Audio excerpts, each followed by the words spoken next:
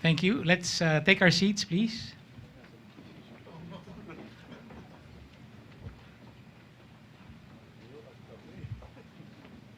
To introduce the forum, may I call on the chair of the organizing committee and the chief of the Inquirer Central Desk, Juliet Labog Javellana. Thank you, sir. Good afternoon, Mr. President. We are honored to have you for this edition of Meet Inquirer Multimedia.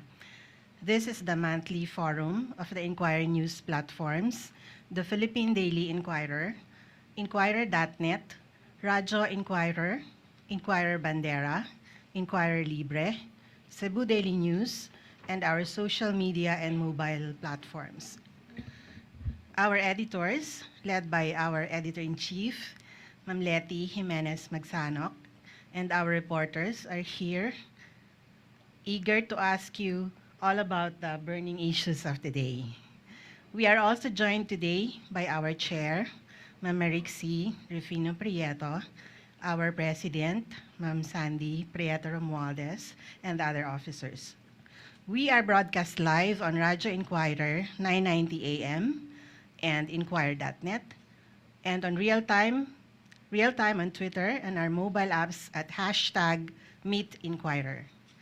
Our moderator is our Inquirer columnist and editor, Inquirer.net editor-in-chief, John Nery, and we are live as well on PTV4. I would like to call on our President and CEO, Ma'am Sandy, for her opening remarks.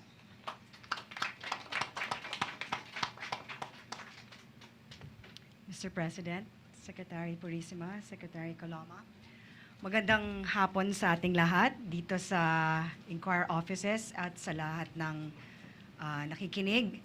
To the nation of Inquirers, thank you for being here and tuning in.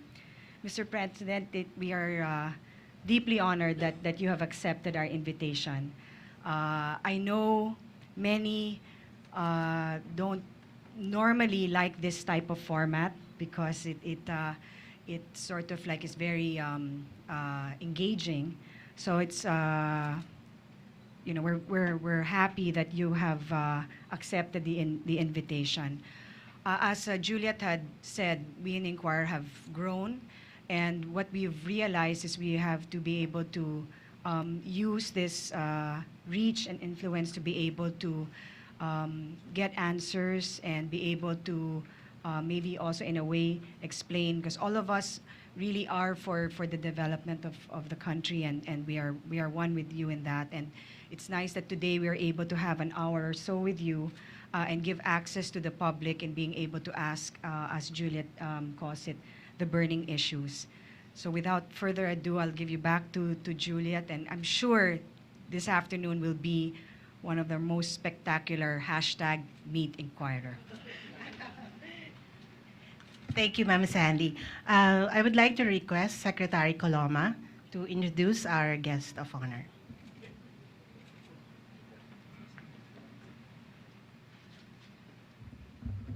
Thank you, Julian. Ladies and gentlemen and friends, His Excellency Benigno S. Aquino III, President, Republic of the Philippines.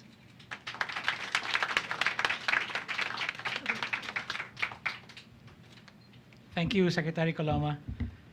And welcome again to Meet Inquirer Multimedia. It is truly a great honor for us to host today the 15th President of the Philippines and also the 5th President of the 5th Republic, marking his 5th year in office. Welcome to the Inquirer, Mr. President. We only have an hour for our forum. Let me get things started by asking you something about history, specifically about Torre de Manila. Perhaps you would describe yourself as a victim of history before you became an actor in history. What is your personal position on the construction of Torre de Manila and its impact on the Rizal Monument? And I went to Paris not too long ago. No? And in Paris, I understand they have a rule that says, talks about architecture to preserve the old society, the old society and the culture of Paris. So, on one hand, I do see merit with the idea that there should be that backdrop to Rizal's monument that should preserve what we have always known. On the other hand, I have sworn to faithfully execute all the laws of the land, and the the other side that does pose a legitimate question. It seems they went through all of the processes. Zoning is a mandate of the local government unit. They seem to have, at this point in time, they seem to have gotten all of the permits. So how do we balance the two? And somebody who can come up with the correct solution that addresses the rights of all and the concerns of the country in terms of preserving, how should I put it, the sanctity of the people that we are supposed to be emulating, is the endeavor that should really be gotten into. And that's why we eagerly await how the courts will also decide as to how to balance each and everyone's rights in this particular matter. Thank you, Mr. President. Now, the first three questions from the floor will come from reporters who have covered you. First, Nico Dizon of Philippine Daily Inquirer. Good afternoon, Mr. President. This is about the Bangsamoro Basic Law, as usual. Sir, what's the worst case scenario if a diluted Bangsamoro Law is passed or a Bangsamoro Law is not passed at all during your term, sir? Well, I did ask recently both the Senate President and the Speaker of the House, and they both laid out, shall we say, some of the difficulties currently, in passing the BBL. But they both expressed confidence that the BBL will be passed. Okay. So on the executive's portion, we would want to continue the engagement of our dialogue partners, specifically the MILF, and through programs like Sajahatra. We want them to experience, and the population in general in this region, the benefits of the so-called peace dividends arising from this agreement. So even absent the Bangsamoro Law, we are hoping that Congress will support the initiatives that will shower these people with the peace dividends and get them further engaged in the process. Having said that, we will continue to lobby with members of Congress to pass the law during our watch and pass it at the earliest possible time so that the new mode of governance will have the maximum time to show the effectivity or the efficacy of this new mode of governance. Yes, sir. Sir, can I have a follow-up? Sure. Sir, on the ground, there's a restlessness, and I myself am getting feedback that there could be, people who might start a war again, all because they're not happy with what's happening. If war do break out, who's to blame for you, sir? Well, I don't submit to the premise that war will break out. I don't think there is any interest from the major players to re-engage in a bloody conflict. Having said that, there will be the spoilers who will want to exploit the current difficulties to show that their avowed aims of gaining what they want through violent means is the only way to go about it. So those of us who are advocating peace should really even redouble our efforts to thwart these groups who would want us to plunge again into really a pointless conflict. So who should be blamed? I think I leave that up to the Filipino people who will have an opportunity next year's elections to gauge the merit or lack of it of the people who will propose themselves to lead various offices. Thank you, sir. Thank you. The next question is from Doris Dumlao of PDI Business.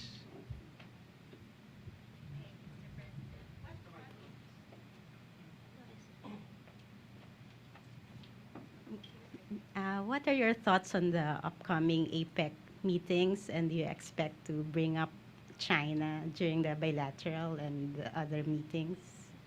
China is a major economic player, and as far as yung things that are happening in China currently, I'm sure all the other member countries, including the observer country we've been inviting, will be curious as to know what the plans of China are with regards to issues like the stock market, amongst other things.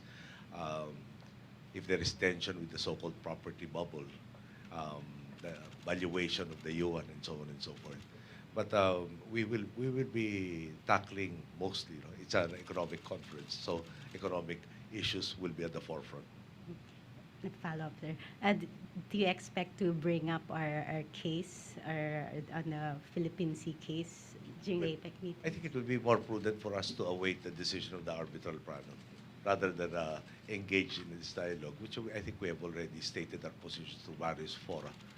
So again, we will stress on the economy, economic issues, and specifically China's major role in the world economy and things that are happening in the domestic scene as it impacts on the rest of the world's economy. Last question, sir. Which of the economic reforms under your administration do you think will endure whoever is elected the next president? I think that all of them will endure, because there is an end result already that is demonstrated, is easily demonstrable. Therefore, there is a truism that says, "Why fix something if it ain't broke?"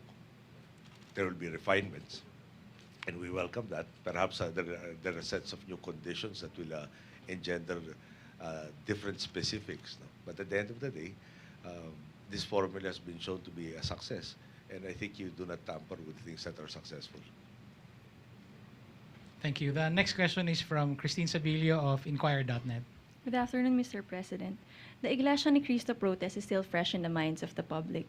Could you share with us how it was actually resolved? Was there indeed an agreement? And have you been in touch with INC Executive Minister Eduardo Manalo?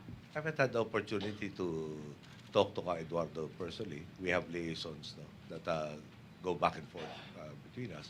I did send the Executive Secretary to clearly state what the government's positions were, that everybody's rights will be protected, and that let me just check on memory. There were 2 points, but in just what their spokesman said, nagkaunawaan, I think represents clearly what was achieved. There were groups out to create divisions, trying to exploit fears, etc.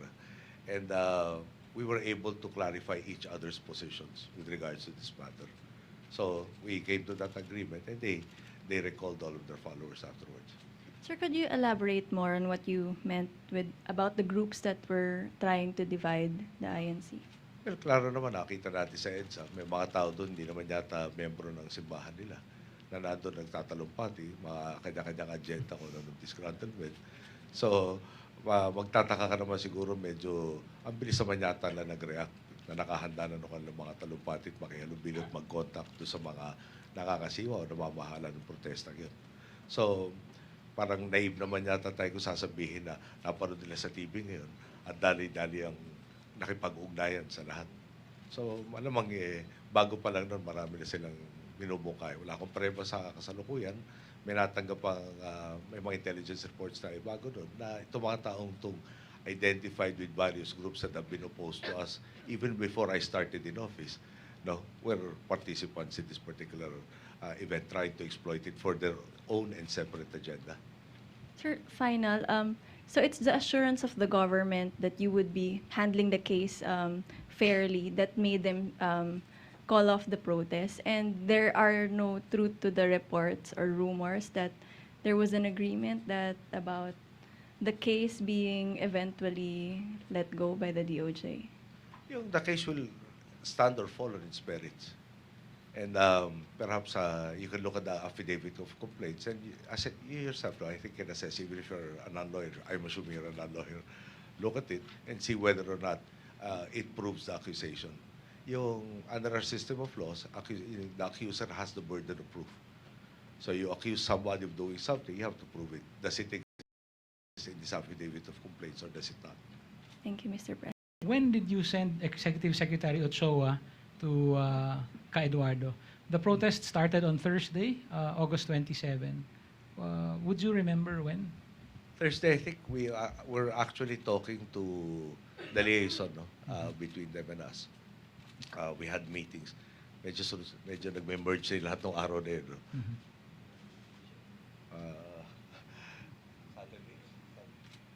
Saturday or Sunday? Yes, sir. They left on Monday morning. Saturday or Sunday? Probably Sunday. Pero baka Saturday evening, meron ng Saturday or Sunday evening, we had a meeting in Pangarap. That was the time ES was talking to some of their senior officials. Baka Sunday yan. Thank you. Thank you, sir. Sir, the second round of questions in this Inquirer Inquisition, forum, will come from editors. The first one will come from our editor-in-chief, Letty Magsanong. Okay lang naman, inquisition si Sunny at saka si Cesar. Just came from Congress. Eh. Mr. President, I think Mamasapano was some sort of Waterloo for your administration. I wonder if you have reached a closure, because since you said I carry this to my grave, you haven't mentioned it at all, notably in your SONA.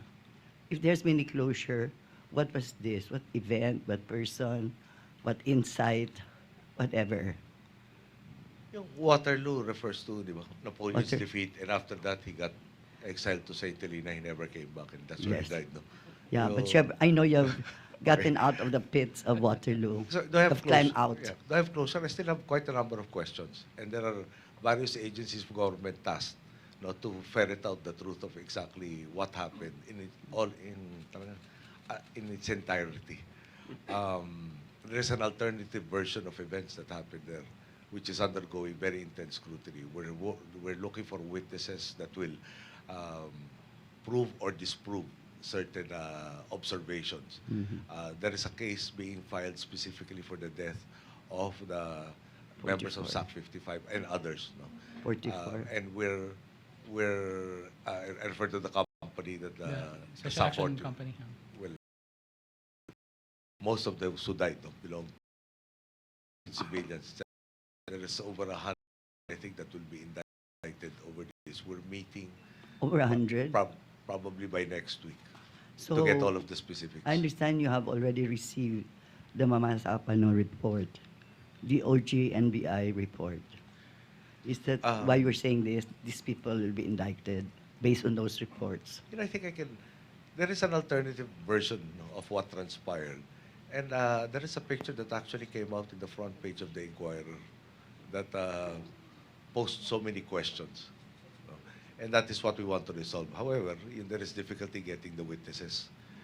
I'd rather not talk too deeply about the specifics because it might really hamper our efforts to get to the truth of this matter. The complete truth. Thank you. The next question comes from our DZIQ station manager, Jake Maderazo. Thank you, sir, and good afternoon. Kay Secretary Purisima, there are newspaper and radio reports saying that DOTC is being asked to pay 7 billion in penalties regarding the LRT-1 extension contract. And of course, Abaya has denied this. But is there a sovereign guarantee on that contract, or at least a government guarantee, whether that's true or not? Well, that is the claim of the private sector proponent, and that's going through discussions between DOTC and the private sector proponent. The DOTC being the implementing agency together with LRTA, carries with it national guarantee. But in this particular case, we did not issue a PU for that contract. Performance undertaking. So which means that we are not paying what they're asking. It's under discussion right now, so there Yes, are no arbitration. conclusions. So, no, not even arbitration. So I think they're in the preliminary discussions of the issue. Thank you, sir. Thank you. The next question is from our PDI business editor, Raul Marcelo. Good afternoon, Mr. President. I would just like to ask, to your mind, what would be the 3 most significant accomplishments of your administration on the economic front? Well, baka naman dapat we should go further than that. I think if there's one legacy that we'll leave behind, from apathy to talagang vigorous involvement. From the idea that we can't do anything, let's leave the country, to we can demand everything of government yesterday.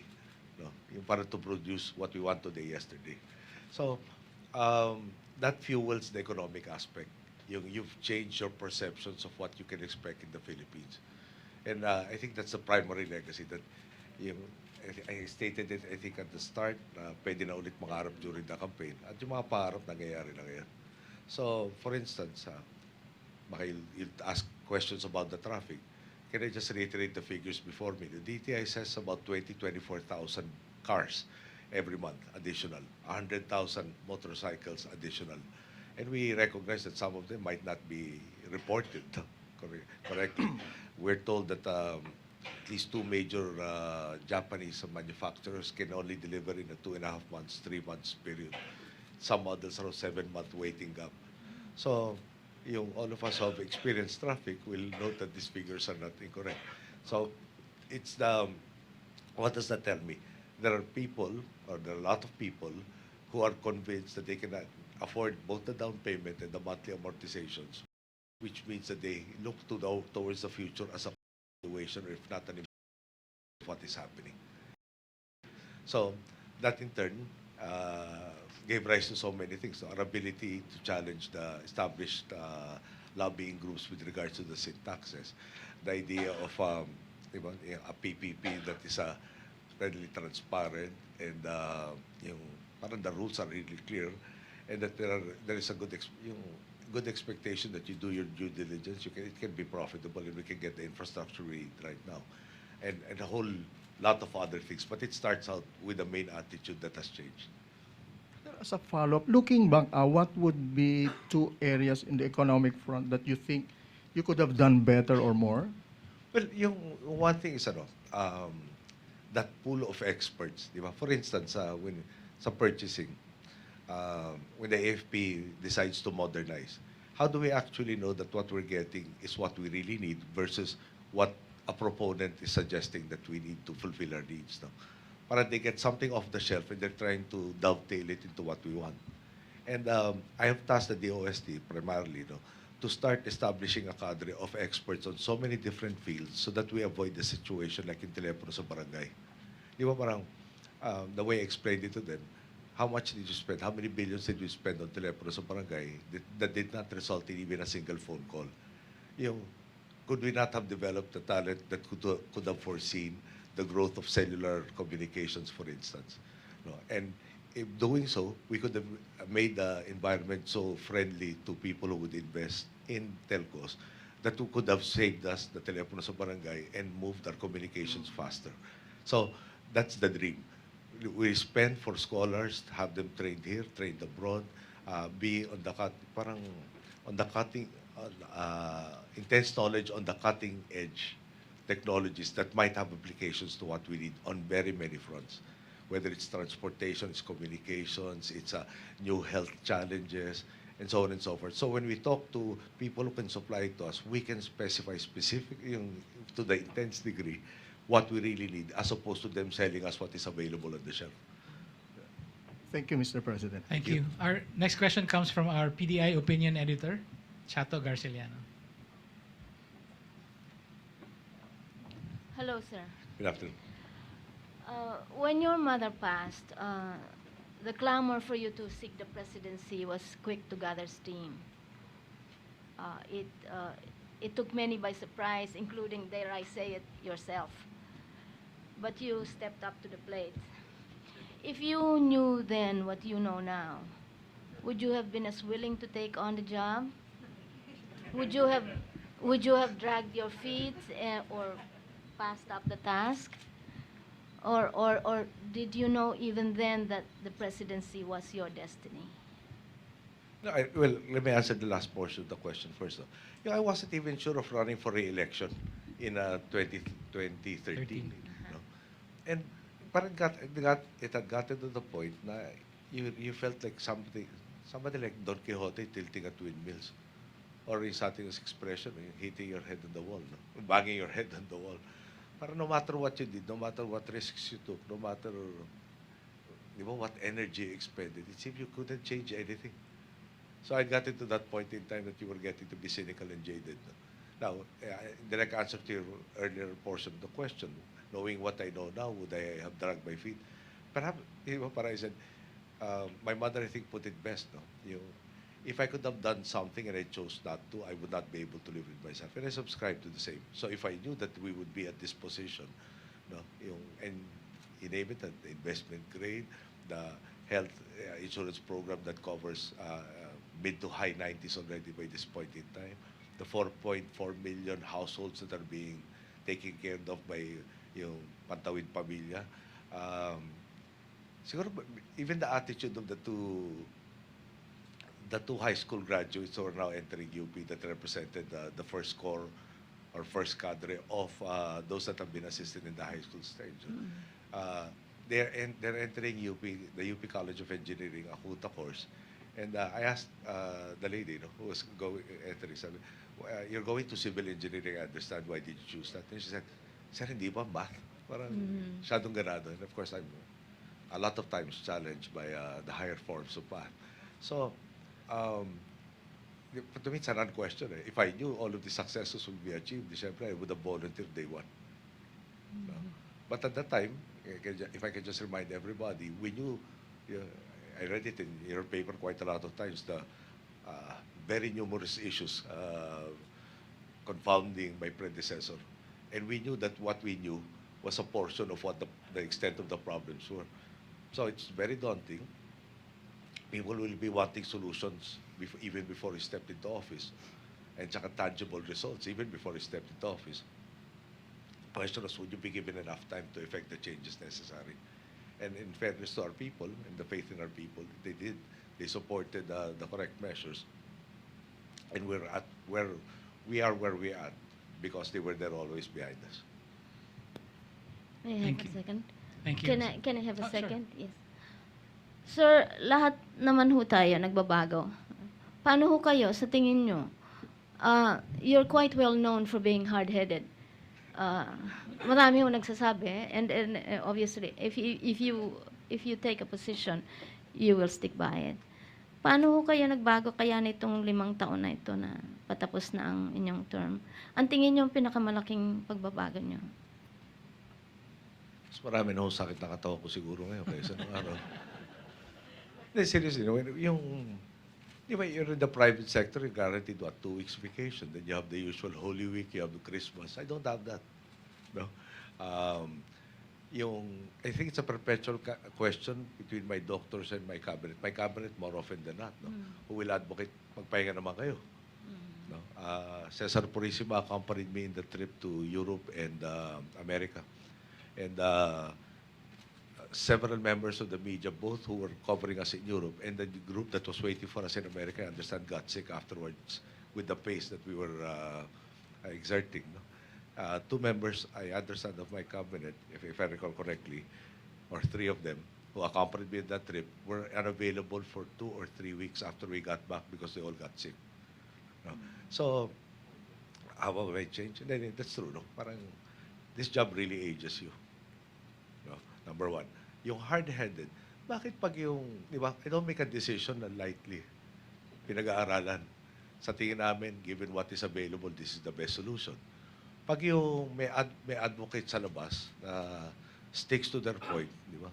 Parang pinupuri. Pag ako hard-headed, ano ba pinagkaiba? Pwede bang, hindi, kunyari, itong araw ito, sabihin ko, puti ito, bukas itim. Susunod na araw, gray. Pupurihin kaya ako nun wow, okay, itong tao ito, pabago-bago ng isip kada araw. So pag meron dapat ipaglaban, paniwala ko, talaga isagad natin ipaglalaban. No? Pwede naman ako nag-join ng bandwagon na, tsaka na muna yung BBL. Pero naniniwala ba akong pagde-delay ng BBL, makakatulong kanino man? Palagay ko hindi. O doon nung solitary voice ako, in a sense, sometimes, so parang after nung Mamasapano, paniwala ko yun ang dapat tamang gawin. At saka yung kinaganda nitong saligang batas natin ngayon, hindi nakatutok yung presidente sa re-election dahil walang re-election. So yung mabigat na desisyon na baka unpopular sa ngayon, kung tama, magiging popular rin down the line. Sasangayunan na nakakarami dahil yun ang talagang tamang solusyon. So, para makaabot doon, kung kailangan hard-headed, paninindig ako na siguro yung pagiging. Pero yung panahon ng nanay ko, parang insulto yung tinatawag na balimbing. Ito nga buhay.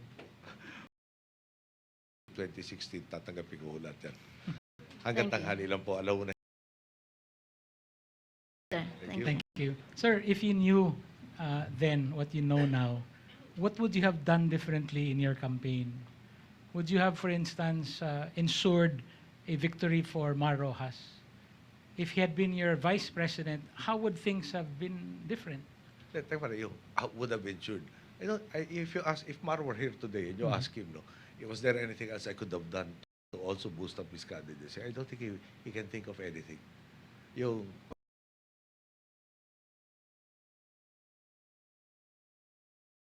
paid period to yung very good working sa trabaho. Okay. By his talents for that year and that it could have Commission will have a change of pace. The next three questions.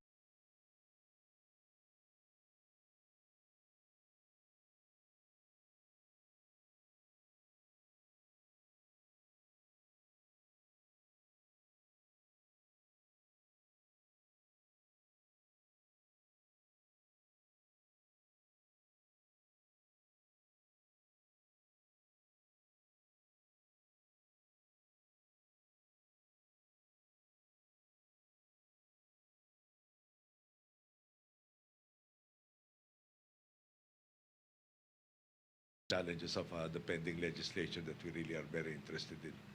BBL, rationalization of the fiscal incentives, and also the pension system of the uniform services, and the others that I mentioned in the SONA. Thank you, sir. The next question is from our PDI lifestyle editor, Telma Shoson Sanhaman. Can I refuse to answer on the grounds of self-incrimination?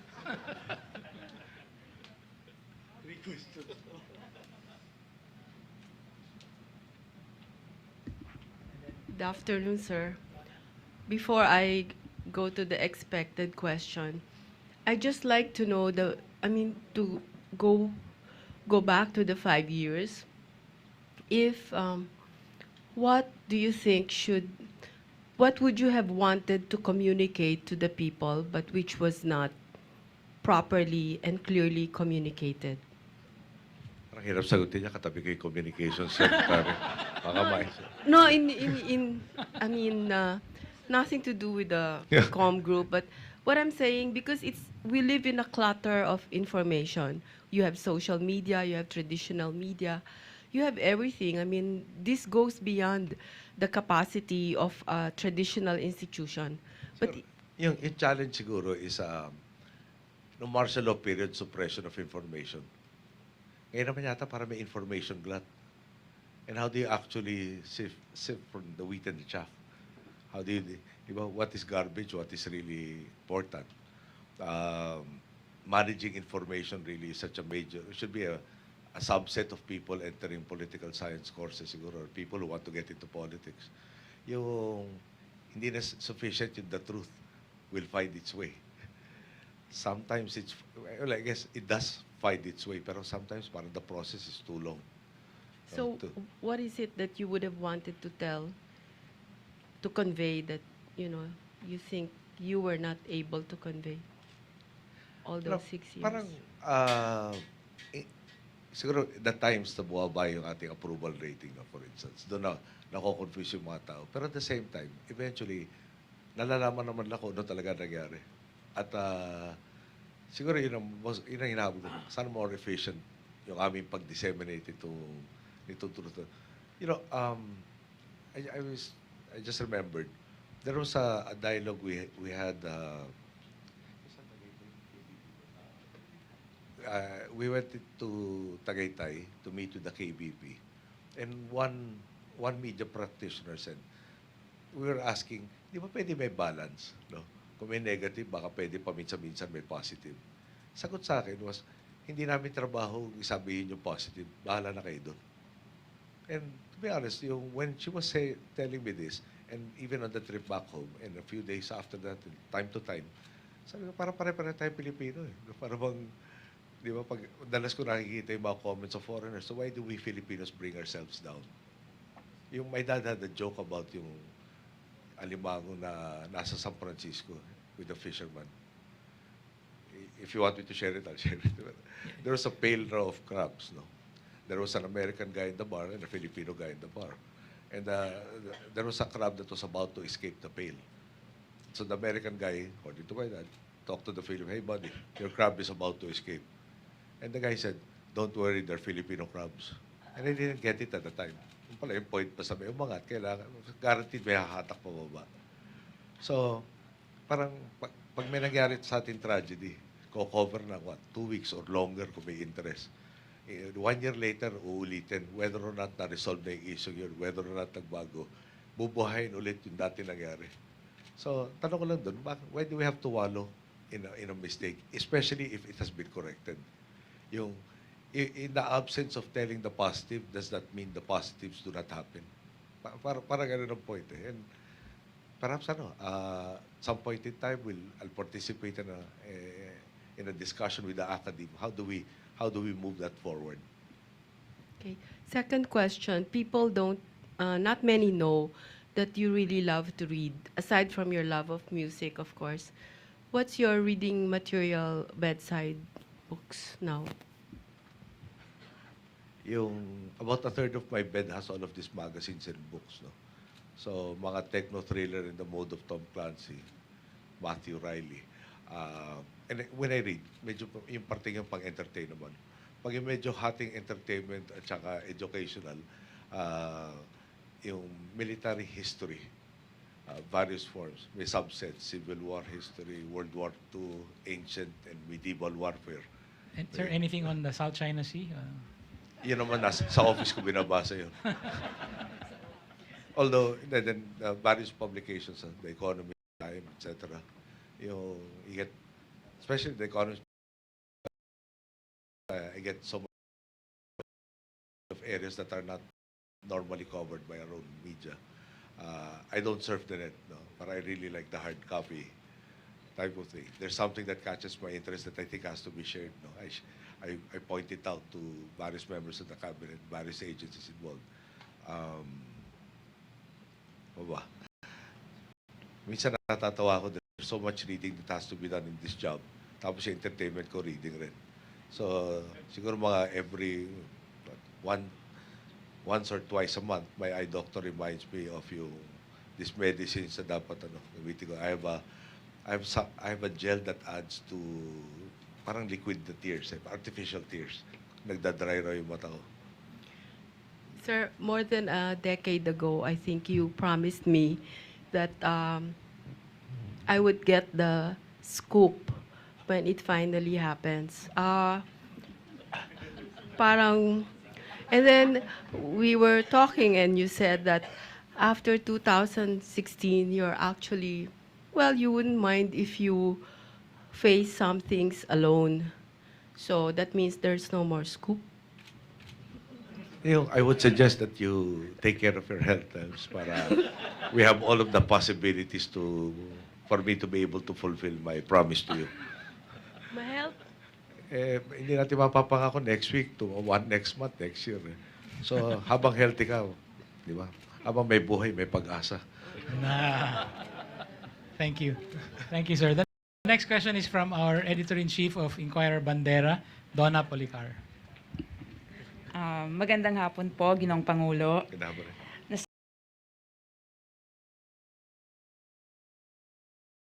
Baka naman ako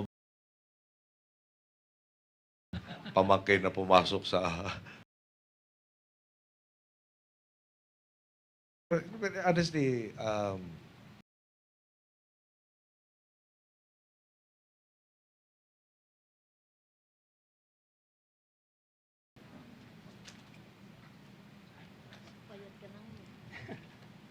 Good afternoon, Mr. President.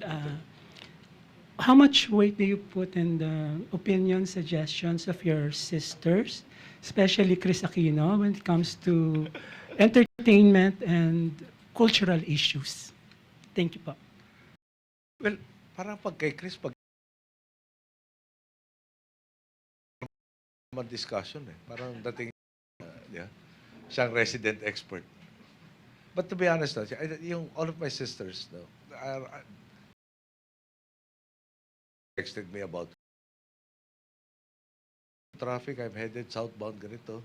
Parang Sunday traffic, ganun. Or meron mga, di ba, may concerns na are brought to their attention para i-channel sa akin.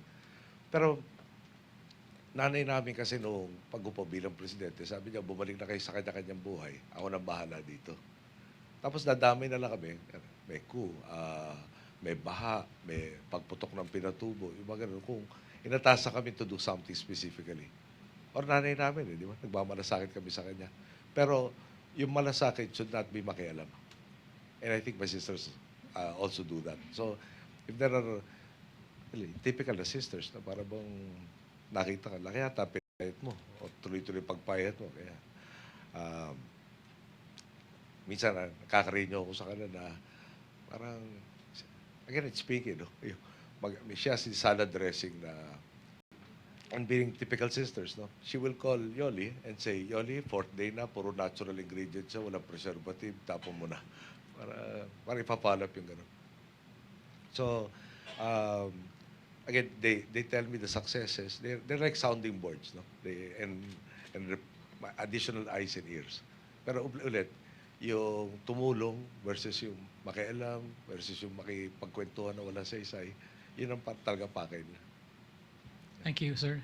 Now, at this point, sir, the third part, we'd like to bring in the questions from audiences listening in to us through social media. So I'd like to ask the PDI social media editor to ask a question, Fe Zamora.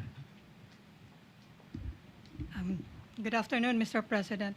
We have so many questions here, and we have little time. And according to one of our followers, slow internet connection. So the question is, what is the government doing? What is the Ang Matuwid doing to solve slow internet connectivity in the Philippines? That is a question from Jester in Exile. Slow internet. Well, alam mo, expansion po of engaging the internet, that is the OST's proposal, di ba? A lot of public sites get more of our people connected. So yung slow, there is no form that has been no formal study presented to me yet, but there is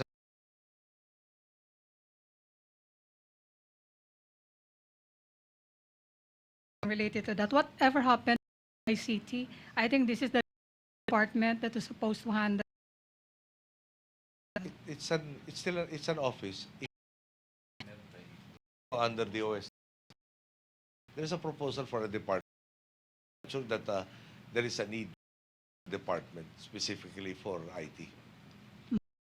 Parang currently the ICTO seems to adequately meet. What is the government doing to killing of Lumad in Mindanao? Killing of Lumad. Lumad, yes. Baka I should talk to Teddy Casino after this and ask him for the details of the same. There is no campaign to kill anybody in this country. There is a campaign to get after everybody who commits crimes, regardless of who they are. And I think we have an adequate track record to show you the successes of people who have long been wanted that have already been apprehended, and the process still continues. So there is no tribe that is targeted, like the Bagana or Bagani group? There is we serving the people does not entail killing any of our citizens. Thank you, sir. Thank you. Now, we have questions from our Director of Inquirer Mobile, J.V. Rufino. Questions through Viber, Kakao, Line.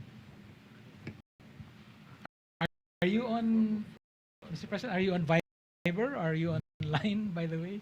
Sila Manolo Quezon at Alar online to transmit my thoughts. Okay. A question from one of our Line subscribers. He asked us to ask you if you have selected your next DILG chief. Yes, Congressman Mel Sarmiento, I've offered the job to him. Yung former mayor, head of the House delegation to the CA. So yung transition is being worked out so that he is not thrown into the deep end right away. And there's a smooth transition between Secretary Roces and Congressman Sarmiento. Okay. And of course, subject to confirmation by the CA. And if I may ask another follow-up question from Laura, he was asking, why did you choose Mar Rojas over Grace Poe for your selection? At the end of the day, yung track record, meaning experience. And I think I stated it categorically when I endorsed him, yung mahaba-haba na service ni Mar, Nakita na natin ang performance in so many other categories. And as far as Grace po is concerned, I think she's a fellow traveler on the road down Matuid, no? But at the end of the day, is she as prepared as Mar? And I don't think anybody can argue that she is as prepared as Mar at this point in time.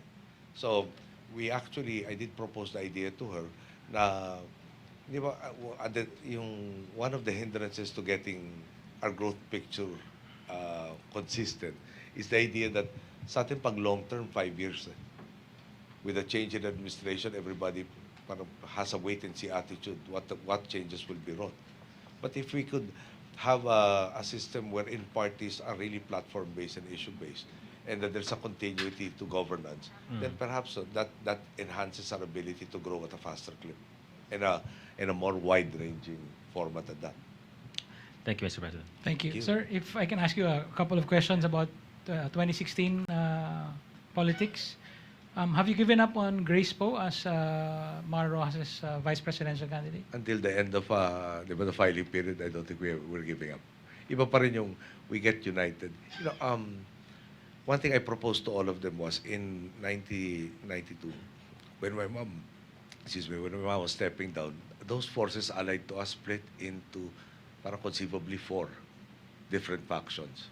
Fortunately, their opponents who were less also split up into 2 factions, and that was enough to get President Ramos to win, whom my mother endorsed. So we're hoping that there is less division amongst the forces that are allied in Matuid, and thereby ensure that there is continuity. Sir, how do you read Mayor Duterte's renunciation of a presidential bid? Will that work in favor of Vice President Binay or Secretary Rojas? I think that he is allied with us. He has endorsed me in my various endeavors into national politics. So, parang I think I'd better reserve some comments, lest we haven't really talked. Can we get him on board really fully in Secretary Mar's campaign or not? So I might be premature in saying anything at this point in time, because I didn't have advanced knowledge as to what he would say. And to be honest with you, and naman sa sip-sip, I did read it in today's papers. So I think it would be best for me to talk to him at some point in time at his convenience as to how we can get together, if possible, towards continuing the progress that this country is happening. Thank you, sir. Sir, here's a question from our Cebu Bureau. How does the Liberal Party intend to resolve the conflict of new and original members in the 1st District of Cebu, Mandaue, and Lapu-Lapu cities? I guess this applies to any other areas. Hindi ko pa na-memorize kung sino nasa 1st District. No? But there are party mechanisms and involved. There are established principles also. But I think it would be best for our candidate to be the one to say. Because at the end of the day, when he does consult, sabi ko, I would normally defer to what you want, in the sense that you will be the one who will have to work with everybody who gets into office. Hirap naman na from the get-go, sa campaign pa lang, hirap ka na makatrabaho tumato, tipipilit pa sa'yo. So, it has to be his prerogative. And I think for the most part, we have managed to settle these local issues. No?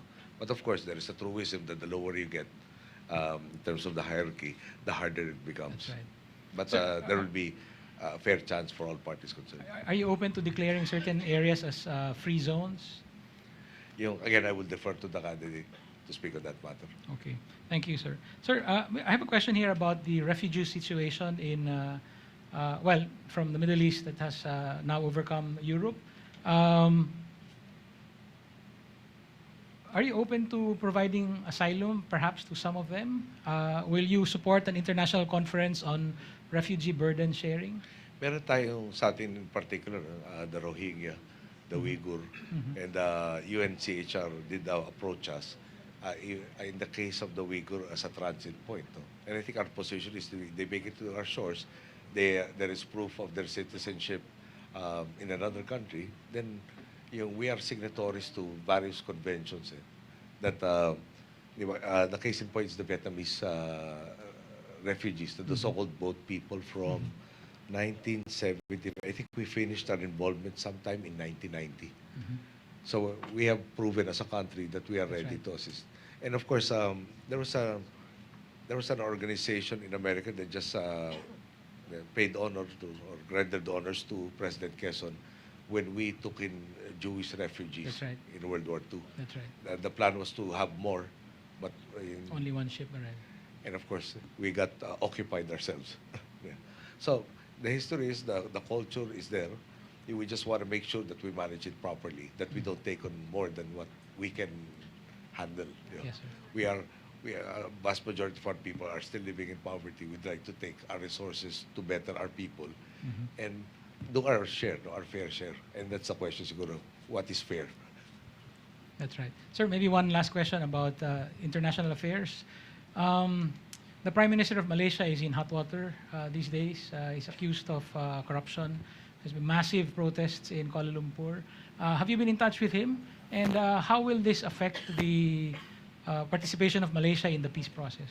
Yeah, I haven't been in touch with him, no, except to the formal meetings in ASEAN. And I haven't discussed this particular problem with him. So how will it affect us?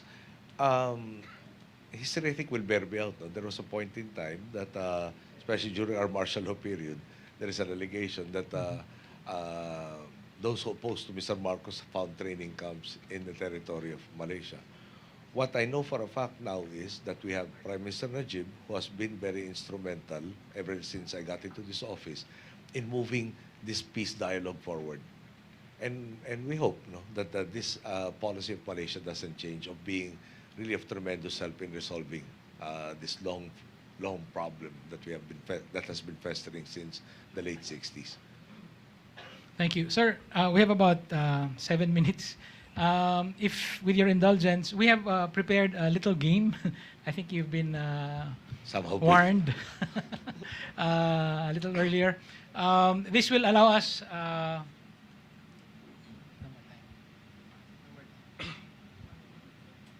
Okay. I was told maybe maybe we can have a couple more questions from the floor. Our day desk chief, Mike Lin Ubak. Boss, kumusta? Sir, marami akong tanong. It's been a while eh.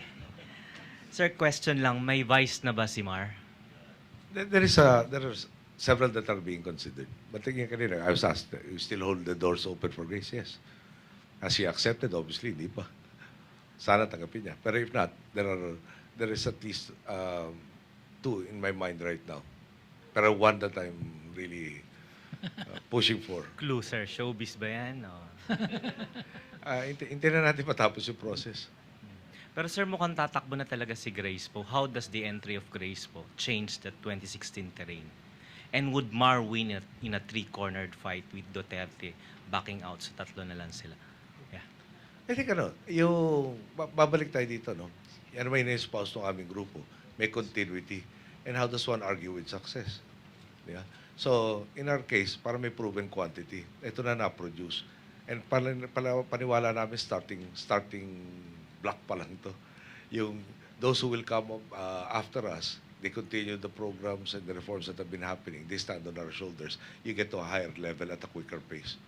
And everybody who does not subscribe to that will have to explain what is your vision of something better than what is already happening. Let me just stress that, no. May place in Bukidnon, and yeah, si Bam Aquino, my cousin, went there. He was invited. Tapos agricultural area, producing cabbage, if I'm not mistaken. So what Bam told me was, half of the road is finished. Para may portion maganda, may portion hindi. May karatula says, by such and such a date, mabubuo na to. Now the community says, 50 years na kami naghihintay. 50 years na kami naghihintay para magkaroon ng karsada dito. Ngayon, nandiyan na. So yung karsada, para mas madali na ibaba yung produce, which is cabbage, I must made to understand. Pero ang dagdag pa doon, Bam says the area is like Baguio in terms of being cool. So the idea of yung a tourism venue suddenly becoming available. So yung mga tao doon nakikita na ang laking change nangyayari na at mangyayari dito sa ating lipunan. So those who are espousing, lalo na yung opposition sa amin, yung tinayo namin, siyempre baliktad dahil opposition sila. Paano yung kabaliktad nila, magre-resulta na maganda para sa ating mga kababayan. Yun ang challenge ito mga competitor natin. So enhanced, I guess, enhanced yung pagtakbo ni Mar.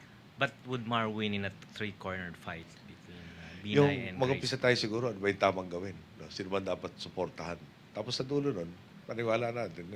Nakasandal kami sa mga boss eh. That's why, di ba, in one of my speeches I said, kung next year, referendum, tama ba ginawa namin? Mali ba ginawa namin? Tama ginawa namin, babalik nyo yung susunod na hilera namin. Kung mali ginawa namin, sisantihin nyo kami. Karapatan nila yan. At kung palagay lang tama, ay handa rin akong makiambag pa, tapos na. Sir, corruption has ebbed under your term but is far from over. How do you intend to ensure not be business as usual when you step down in June 2016 before your term ends? It takes to conduct trials. Merong constitutional provision, for instance, about even the Supreme Court having a 2-year max to render judgment. Pero may nagsasabi mga pilosopong sila na nagsasabi kailan mag-uumpisa pahintulot may mamahala sa atin eh. So tayo ang magsisiguradong ito. Di ba yun nga po referendum next year, tama ba ginawa namin? Hindi. Paano magpapatuloy? Di-elect nyo yung nangangako magpapatuloy, imbis na yung magkokontra. O yung magbabalik na tayo. Yung the corruption fight ebb, no? That depends on the people. Okay lang ba sa inyo? Eh kung hindi okay sa inyo, di habulin nyo yung, di ba? Yung supportahan nyo yung mga taong hahabol dito sa mga palagay nyo nagkamali sa atin. Ako mag-isa, ano ba magagawa ko? Palagay ko, may pushback ako by next year. Lahat ng binunggo kong mabibigat, wala ka ng immunity, ganito at ganyan. Ulan na ako nakaliwat ka ng kaso. So, ang tanong naman dito, no, okay ba sa tao yun? Akong naging mukha ng laban natin, so, parang, will you throw me to the lions? And I don't think the people will do that. So sir, yung follow-up lang, prepared po kayo dun sa what Lacerda was saying, a universe of possibility that you will be charged after you step down? Merong nagdedemanda na sa akin ngayon na may immunity ako. Na siyempre, siya, tsaka yung abogado niya, dapat yata ma-examine. Bakit na bawal nga, ginagawa mo. So patunay lang yata yung mga akusasyon namin sa kanya na mali nga yata yung mga pinagagawa niya. Kasi hanggang ngayon, hindi pa naman sumunod sa batas eh. Dati pa mambabatas. Sir, quick lang, moving forward, what has happened after Yolanda? What's the new policy after Yolanda? And what's the message that you'll be bringing to Paris for the climate change conference? Hindi pa kami sure na tutuloy doon sa COP21. Yung we're gonna be experiencing talagang the severity of El Nino starting December. Okay. Yolanda, it's a continuing process, no? Ang dami nating communities on the coastline. Ang daming pag tinignan mo yung mga pinakita ng Pag-asa tsaka ng DOST na danger areas, especially in the coastline, parang halos wala na yata natira. Tapos yung matanong, saan ba natin ililipat kung unsafe dyan? So, yung large, para masabihin doon, nagiging mas fine and fine yung scale para mahanap ka sa pag sinabi natin build back better, saan ba dapat ilocate itong mga communities? So yung 40-meter na easement, sir, i-implement natin yung 2013? Well, that's only part of it. Kasi merong, di ba, from the sea, meron yung bababa from the mountains, meron pag nagtagpo yung dalawa. So lahat, safe ka from the sea, meaning storm surge. Safe ka from flood. Kailangan safe ka from both. Safe ka kung magla-landslide. Safe ka from yung, for instance, sa Mayon, may permanent exclusion zone na binalikan ng mga tao, which is 6 kilometers if my memory is correct. No? Mas sa usok, parang meron ng poisonous element ka agad dun. At matagal-tagal na yung exclusion zone na yun. Pero pag matagal-tagal na hindi kumilos si Mayon, balikin tao. Thank you. Thank you, sir. May phone in lang si ma'am yung FOI daw, ano daw, bill. Phone in. There's no change in FOI. No? Whisper pala. We've submitted our position. We can live with the version based on those amendments. And I think the question should be brought to Congress and to the Senate rather than to us. Kami okay na with the version as amended. Thank you, sir. Thank you. Sir, I hope you don't mind my pointing out, but the difference in your answer between the BBL and the FOI is, well, there is a difference. Parang, di ba? Priority ko si BBL, priority ko si economic, yung fiscal incentives, rationalization. Priority ko yung pension, na walang pension system for the uniformed services. I think by last count, something like 24 or 25 priority ko. At medyo bitin pa akong yung certifying urgent. Sabi naman ng Kongreso, ano ba talaga importante lahat dito? You want all 25? You want all 30? Ano ba pinaka-immediate sana ngayon mangyari? Medyo kinakapos na tayo ng oras doon sa BBL for them to show na bagong governance will result in the better situation for all of them. Yung hampering our growth is that rationalization of fiscal incentives. Yung pension system is, how many trillion? Yan. We need 1.3 or 1.8 trillion to fund the pension system of the uniformed services, and a high of 4 or 5 trillion. Yung budget natin is 3 trillion. So, hanggang hindi natin pinopondohan yan, the people that we're getting in now fall in that automatic indexing situation, which compounds the problem. Thank you, sir. We have two questions from the Malacanang Press Corps, which will be read by Juliet Javellana. Sir, actually, some of these you have answered. I'll just read the second half of this question from Lay Alves from GMA7. Has the Office of the President received a notice from the Office of the Ombudsman asking for comment on the Ombudsman's probe on the DAP? Yung technicality dyan, para pag nagkaroon ng preliminary investigation, doon sila magpapadala. Hindi clear kung padadalan ako dahil I'm supposed to be immune from suit while in office. So, but the direct answer is, to the best of my knowledge, wala pa kami natatanggap at wala kami in-expect na matanggap hanggang hindi pa na-conclude yung preliminary investigation nila. Thank you, sir. The second question is from Au Kalika from Philippine Star. I know you said that you're prepared to wait for Lenny, but she's asking if are you going to call a caucus to select the vice president for MAR, because apparently Senator Poe is preferred to run for president? Yung do we need a caucus to tell MAR who should be his running mate? Palagay ko hindi ganun ang process eh. I think I did say in my endorsement speech for him that he has the right to choose whom he thinks should be his partner. And I think the whole party will recognize that, okay, may consensus tayo on who our standard bearer will be. And then once that is decided, then he should be given the reins to run the campaign. Sir, my quick questions, Parang follow-up love life lang. Are you inclined to choose Lenny Robredo if in case Senator Grace declines to run for vice president? Yung marami nang sinacrifice si Lenny, no? Palagay ko, the least I owe it to her will have to have, if Mar decides it's Lenny, then we talk to Lenny before we tell anybody else. Imbis naman na dagdagan pa namin yung pressure kay Lenny at this point in time. Okay. Sir, and last on the Mamasapano picture that you were talking about, I think you're referring to this photo of Marwan in the hut when he was killed. Does this, are you saying that this indicates a different version of what we already learned, that this is a massacre or something? Parang certain quarters did point out certain questions that arise from that picture. Does this support the so-called official version of what transpired, or does it not? Ngayon, if it doesn't support, can it be explained? Okay. Or it cannot be explained. That is an ongoing process. There is no conclusion at this point. So that's being investigated or pursued right now?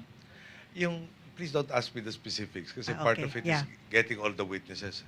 Okay. And I'm sure if there are witnesses who are supposed to be able to render or offer testimony in certain aspects. If we say any description of them, we are looking for them, and I'm sure other parties are looking for them also. Baka naman mahirapan pa kami hanapin sila. Lalo tayong mahirapan na masigurado yung malaman ko ano talaga nangyari in its entirety. Thank you, sir. Thank you. And one question from our PDI Managing Editor, Joey Nolasco.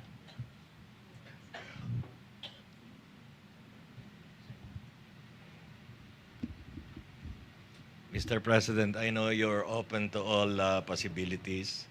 And after 5 years in office, you've learned that in the Philippines, the unexpected is to be expected. What do you think of a Binay presidency?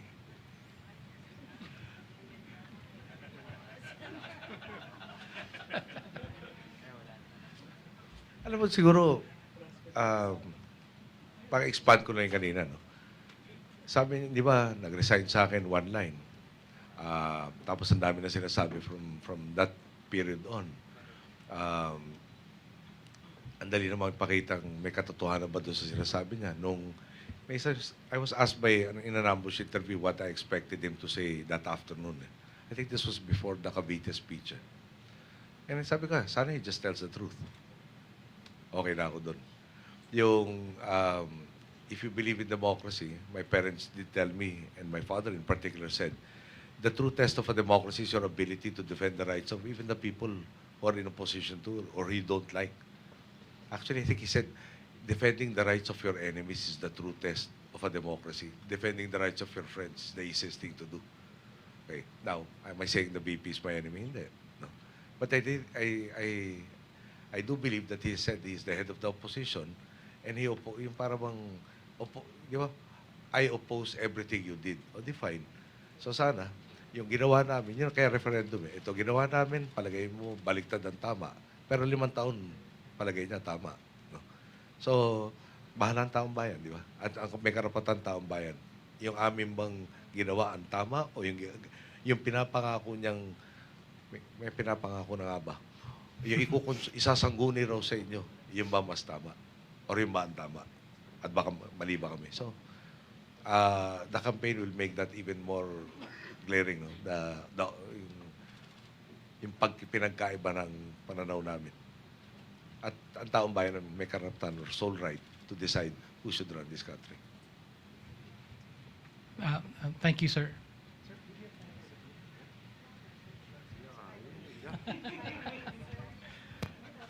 Okay. I'm afraid we have... Baka lumabas lang yung aming computer illiteracy dito at amongst other things. This is actually just another way to get to know you better, Mr. President.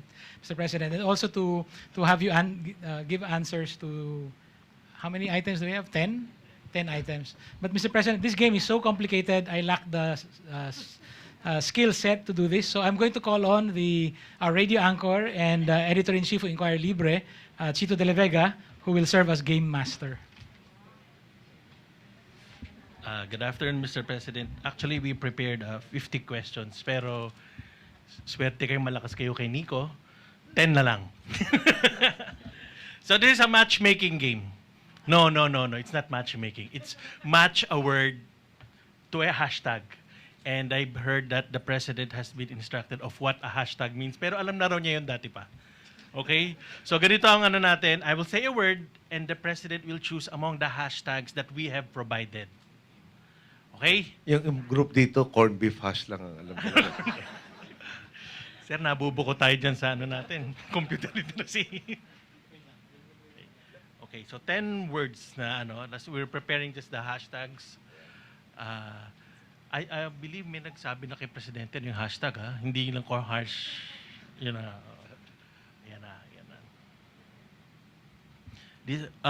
Let me just state na si Nico at saka si Tyne na nag-prepare nito, hindi ako. Okay. The hashtags, so the first word at mamimili si Pangulo ng hashtag is Noynoy Aquino.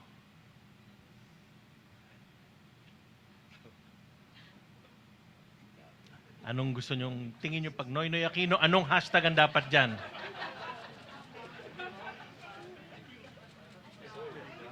Ulit. Hindi, okay na. Meron na napili si Pangulo. LOL. LOL. Sana tama pagkaintindi ko ng LOL. Teka lang, ano ba pagkaalam nyo ng ano? Di ba lots of love yun? Lots of love! Oy! So, Noynoy Aquino, hashtag lots of love. That's my president. Thank you po sa inyo lahat. Second word, Inquirer. Same choices ba? Yes, sir. Okay. Mimili kayo dyan. Inquirer. Yan yung complete. No repetition, sir, ha? So, wala na yung lots of love. Yun nga siguro, it's complicated. It's complicated. First thing sa usap niya, it's complicated. Next word, German Shepherd. German Shepherd? Explain namin after this.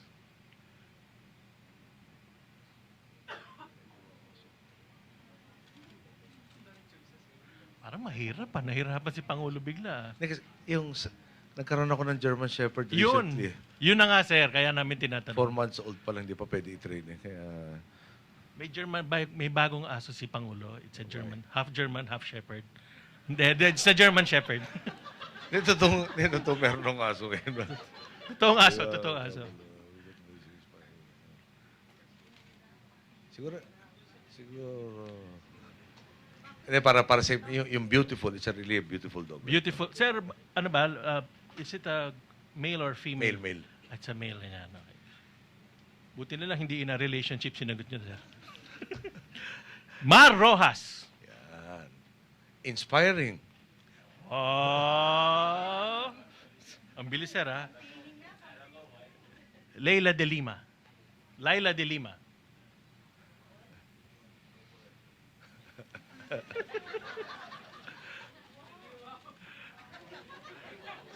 Siguro yung love pa more. Love pa.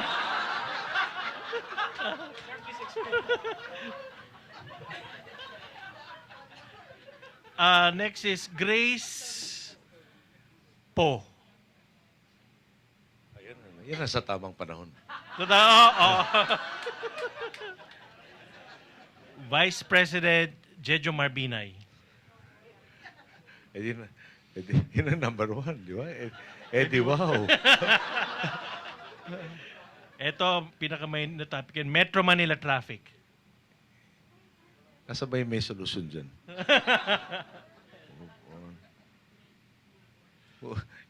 Closest na siguro yung move on. Ito, July 1, 2016. June 30, 2016. June 30, 2016. 12:01. Best day ever. And last, sir. Maski half day lang yan. Love life.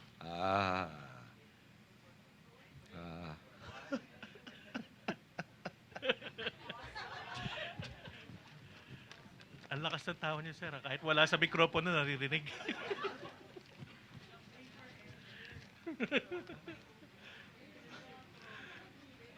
Yung blessed na siguro. Blessed. If you are blessed, you will have it. Oy! Thank you, Mr. President. Thank you. Jimenez Magsano. Maybe a closing question or closing remarks.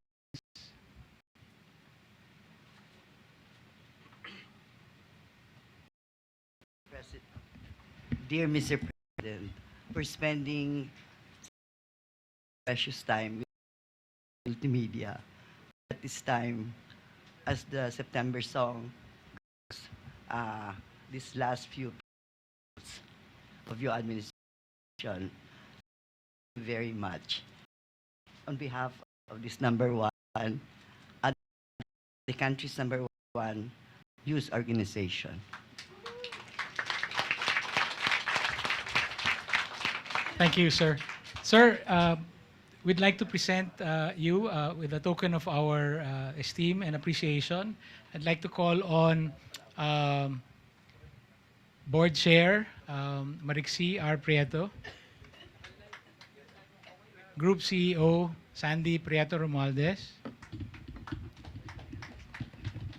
Board Director Charlie Rufino, and Editor-in-Chief Letty Jimenez Magsanok, and Inquirer.net President Paulo R. Prieto to present you with our token of esteem and appreciation.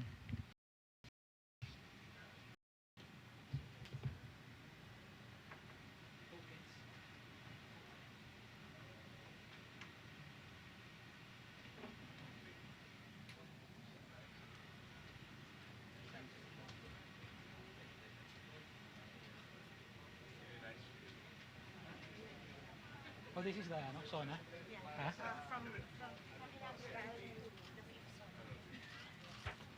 Sir, these are the front pages of the Inquirer on your inaugural and also on your State of the Nation addresses.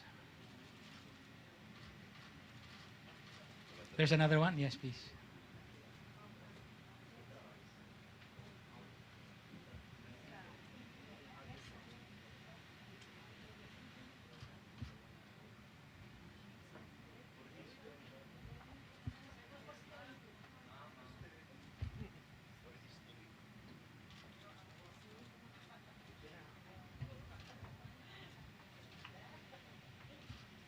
Very nice.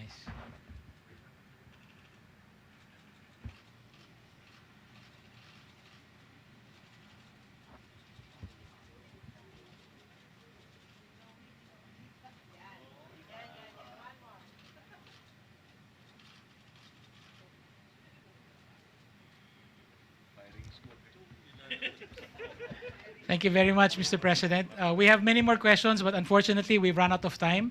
But the President has shared 1 hour and 40 minutes with us instead of just the 1 hour. Mr. President, thank you very much.